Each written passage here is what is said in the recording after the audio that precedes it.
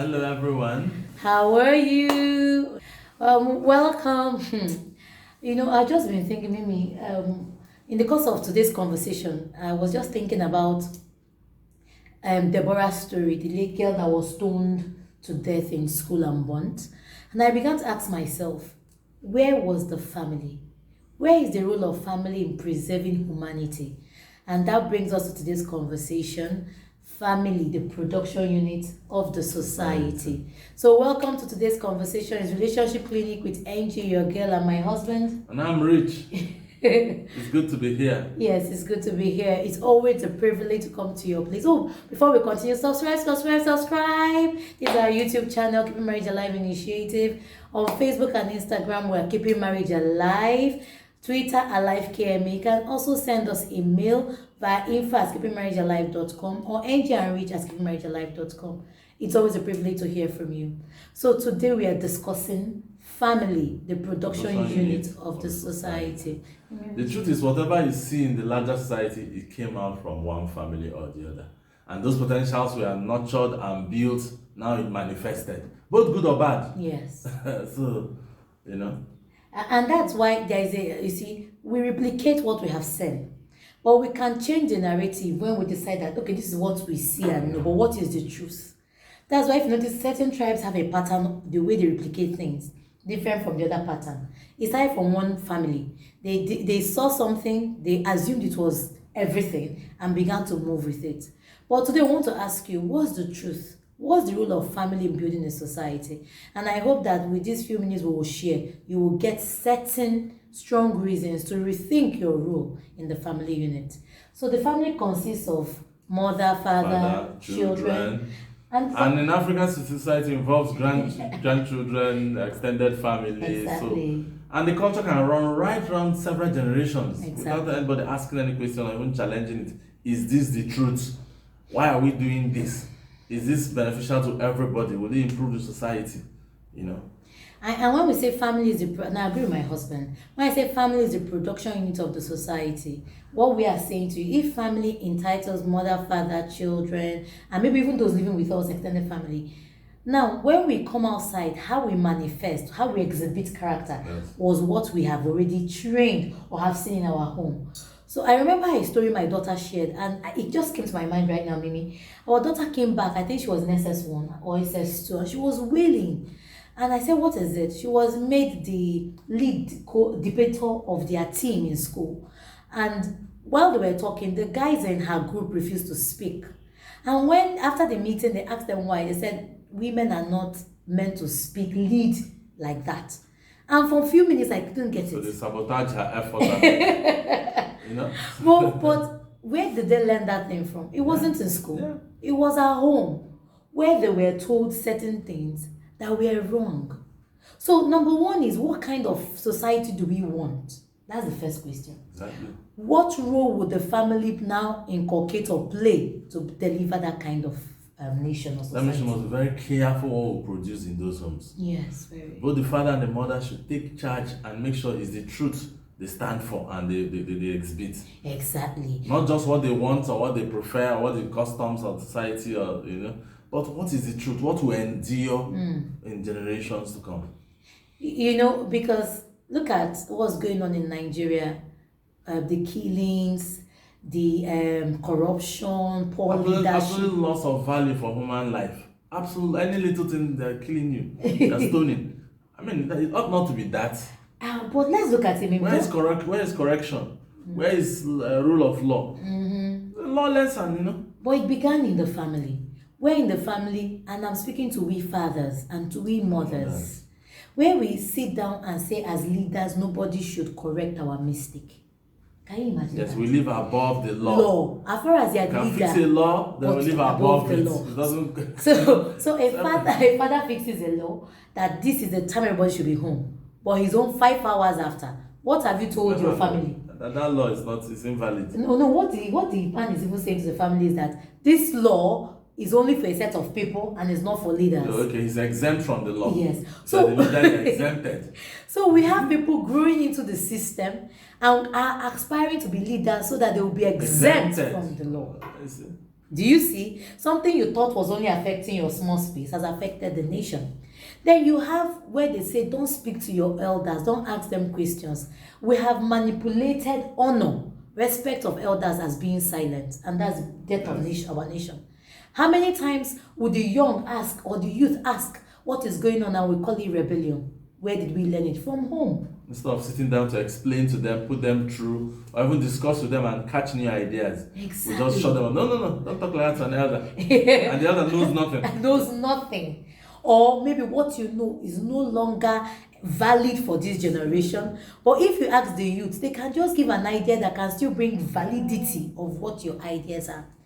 But these things were learnt at home. Oh, no, don't speak. Elders are speaking.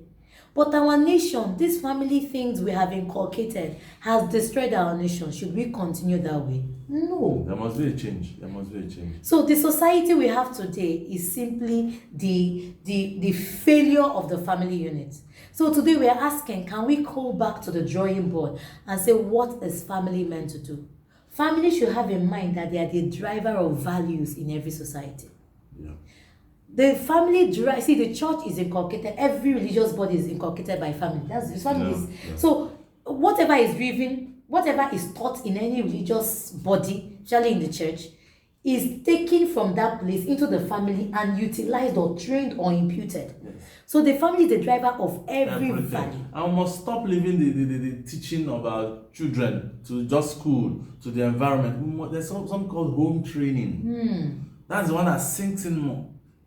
And you know, sometimes even when you say we're not doing home training, your actions is already training your children. Of course.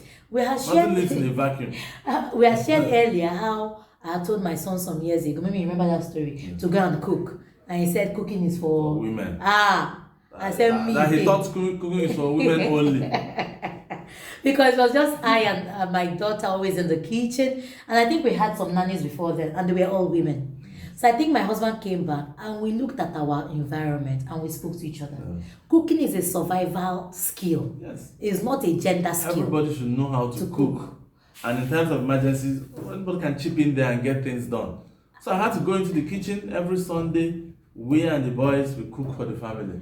Whether it was sweet or not, we took it like that. So every Sunday we go in there, make lunch for the family, and now they've developed, now they cook the meals. Yes, our boys cook the our daughter is now in the university. They cook the meals, the sauce and all that. We organize the soup and stew. Yes. But they cook and dish the rest. And they're doing very well about it. Exactly. And has given us the desired rest. There is something we realized when we were training our children. We wanted different leaders. We wanted a leader that could be accountable. So we became accountable to our children. You know that, okay, let's give a very simple example. On Children's Day, we were so busy that we worked till very late in the evening. Maybe you remember? Yes. So the next morning, what did the children say to me? So we need to apologize to them. We didn't celebrate Children's Day. And we apologized and corrected the mistake on the 28th. Yes. Now, how many parents have their children, they are meeting for children to say, Mom and Dad, this thing you're doing is not working. Can we look at it? Yes. Till we're able to do that in the family, we cannot demand accountability in the society. In the nation and society, when we've not done that here. That is why in our politics, literally, they can change numbers and nobody will ask. Because at home, we change the truth and nobody does ask. So if we're looking at our nation today, we should ask ourselves, this nation that we have, which part have we played? And I think as the family, we have played the most damage. Yes. Allowing it, fostering it, and even when you're out there in the space and things happen, you don't question it. Just, okay, that's how it's done. Exactly. You're allowing it. You're aiding it. Enabling it.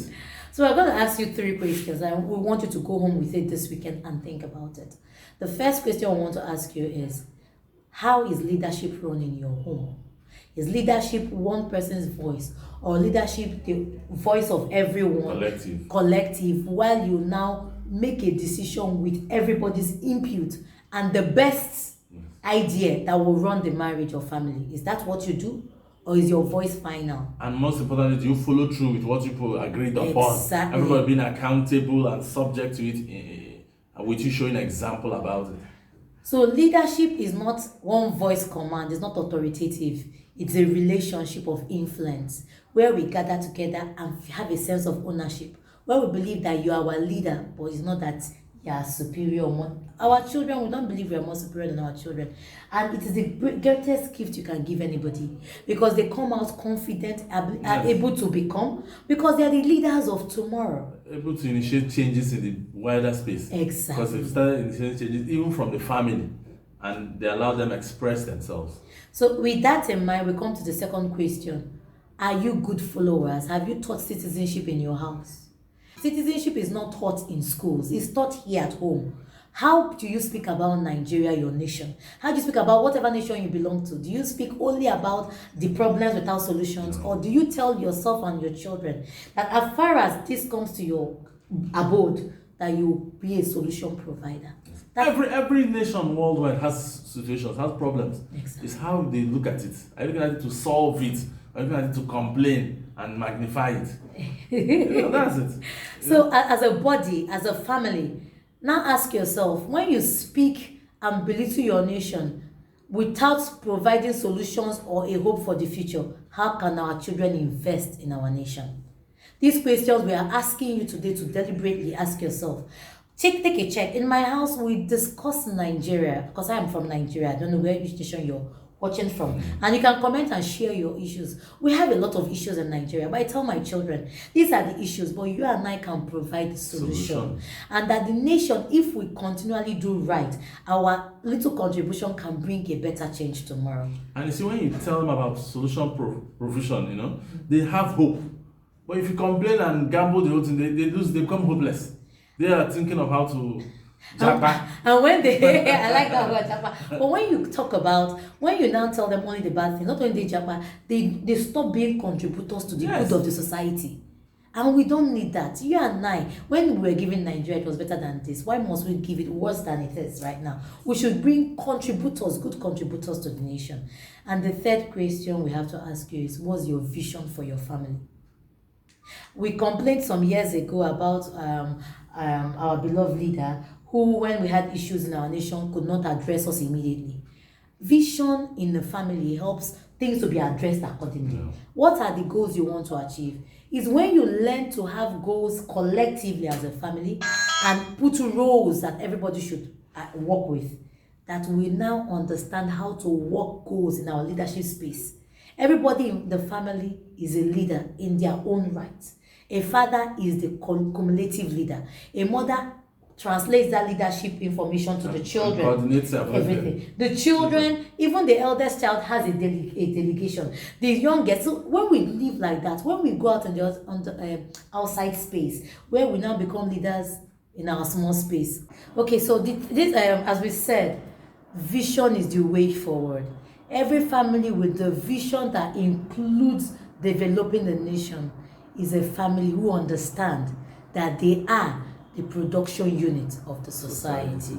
Is your family the production unit of the society you live in? And the vision provides a platform where you can be accountable. When you're debating on vision, everybody can say, I know, we didn't say we'll go there. And that puts you back online. Exactly. So we must have vision.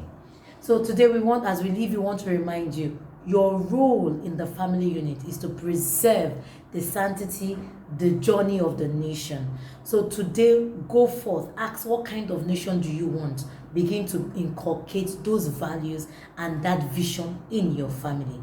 That's the way that we can build a strong nation that can withstand all storms. I hope you've enjoyed today.